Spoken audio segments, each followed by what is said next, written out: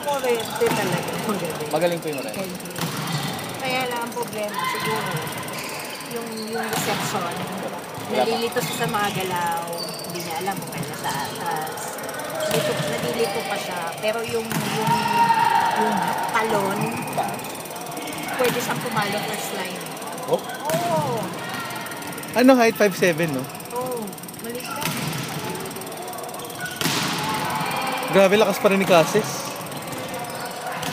Aerodynamic yung hair niya. Okay naman pala si Ortiz sa open eh. Oo nga, tingnan mo yung photo film.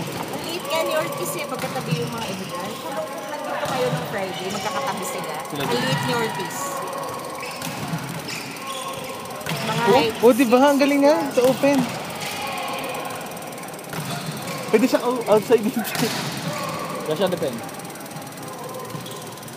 Edi Lima nag-open talaga. kung sila ni Valdez, diba?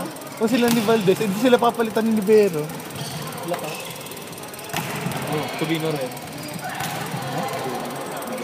Last week, nandito si ano, Oh? Sultones de Los Santos. Varga. Ay, nawala si Vargas last Sunday. Si Vargas nandito nung Friday.